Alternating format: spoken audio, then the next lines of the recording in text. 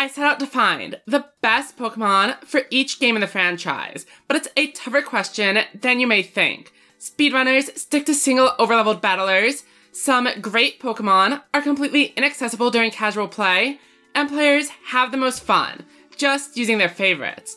I did the research to find the best team options for each region, balancing HM use, availability, and general strength, and that's what you're seeing on screen now. However, I wanted to go beyond an in-game tier list and take a deeper dive into each region. The result is a list of Pokemon that best represent the region and everything their debut generation has to offer. To show you what I mean, let's start by jumping into Johto before heading east to build our Kanto team. The Johto games introduced several series staples, including 2 new types, the day-night cycle, and Pokemon breeding. But mechanics aside, nearly every location in Johto has a strong tie to Pokemon. Violet City features the Sprout Tower and an entire clan of monks dedicated to it. Head south and you're entering the ruins of Alph, home of the mysterious unknown. Travel through the cave and find Azalea, worshiping Slowpoke as bearers of rain. From the Dragon Den to Ollivine's Lighthouse, the region is full of areas strongly associated with specific Pokemon. And speaking of the Olivine Lighthouse, coming in at number 5 is Ampharos. Climbing the lighthouse and crossing the sea to find a cure for Amphi is a memorable story beat endearing children to the evolution line.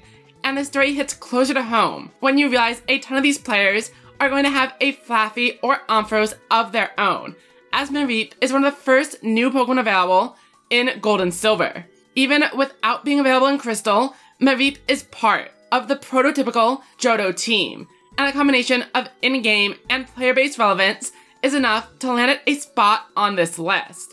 Moving on to number 4, we have Togepi, representing Pokemon breeding. Not only is it the very first egg players obtained in the franchise, but it was heavily promoted as part of the Gen 2 launch cycle, and is an iconic part of the early anime. I picked Togepi over Togetic, as it is literally an egg, and it has stronger ties to the franchise. It might sound odd to players invested enough to be watching this video, but people exist that like Togepi, but would be surprised to learn it evolves. There's a fair argument. Ditto, would it be a better representation for the breeding mechanic, but I want to keep our team to Pokemon introduced in Johto, with one exception. Taking home the bronze medal is Shiny Gyarados. Feel free to leave your hate comments saying that Kanto Pokemon ruin Johto teams, but Red Gyarados is a Johto Pokemon. Player experiences are split among 3 different starters and box legends, but everyone encounters the Red Gyarados, and every single kid that remembered to save before the fight used it on their team. When Lance uses a Gyarados in the anime, the connection to the Lake of Rage to Johto is immediate. But if you have a bone to pick with anything Kanto related, you may be happy with Fortress. Outside of being Steel type, Fortress pulls double duty as a representative of the headbutt trees lining the region, and is a Bug type to represent National Park and the bug catching contest, even if Pineco itself isn't in the grass. We have 1 slot left, and our team is looking great, but we are missing several important aspects of Johto. We don't have a Dark type. We don't have anything for the day-night cycle, and our inclusion of Togepi over Togetic leaves us without a friendship evolution. And I want a Pokemon that also represents Ecruteak City, the cultural capital of the region. Put all this together, and Karen fans will be pleased to hear Umbreon is the #1 Pokemon to embody the Johto region. Or at least it is out of the normal Pokemon. We made a top 5, but a full team has 6 members. Our number 0 slot is going to Ho-Oh. Ho-Oh's appearance in the first episode of the anime confirmed there is more to Pokemon than what we saw in the games. Ho-Oh created the legendary beast. Ho-Oh roosts atop the cultural and geographical heart of the region. Ho-Oh is Johto. But there is one more Pokemon deserving an honorable mention. In a game about chronicles and tradition, unknown represents lost history. The unknown are mysterious, and the game provides no answers. And while it is forgettable in gameplay, their on-screen representations show a power far beyond most other Pokémon. The Entei movie legitimized Unknown's role in the series, and is widely regarded as one of the better movies in the franchise. With all this out of the way, let's hop aboard the SS Aqua and head on over to Kanto. Out of every single region, Kanto is the easiest one to phone in.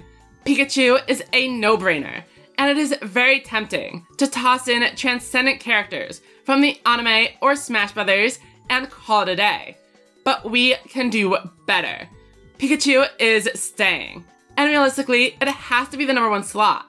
So let's count upwards this time instead. Second place is going to Rhydon. At its core, this is a pocket monster, and there's a good reason statues of it are littering the game world. Rhydon is the very first Pokemon.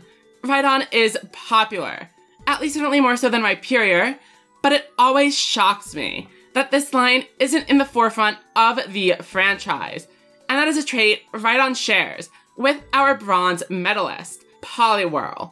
Apart from being Red's canonical starter, it is Satoshi Tajiri's favorite. And did you know it was the centerpiece of the Time magazine issue covering Pokemania? Yes, once again, beating out Pikachu. It was in the gold Burger King collection. It was featured on the Pokemon Center logo. Poliwhirl is everywhere in the game's early branding, but Poliwhirl is now the forgotten step-sibling of mascots, which, in a way, makes it even more noteworthy. Poliwhirl may come as a surprise, but our #4 slot is going to be a much more familiar face, Snorlax. This is a fan-favorite Pokemon. It's a mandatory encounter during the storyline.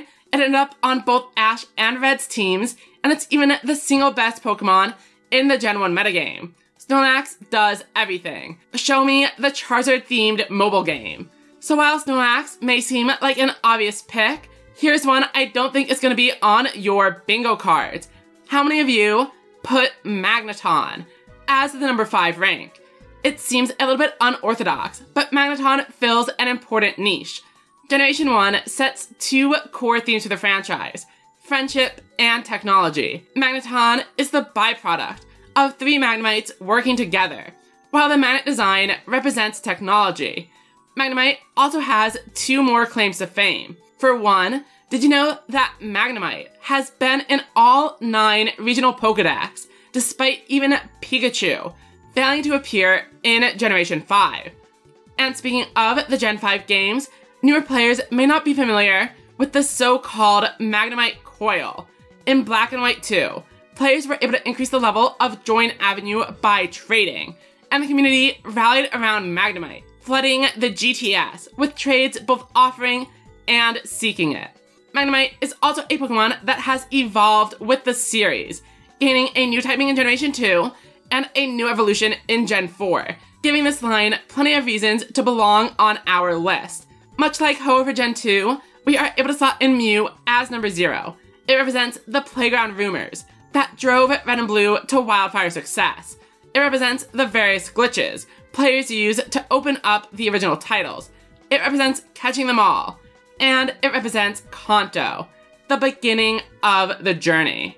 And that's where we're going to call it for today. If you'd like to see me continue with Generations 3 and 4, let me know in the comments. Or if you want to hear me yap more about Pokemon, check out my video on the Generation 2 level curve. If you disagree with any of my picks, leave a comment with your own list. I'm excited to see what you all come up with. Thank you for making it to the end of the video.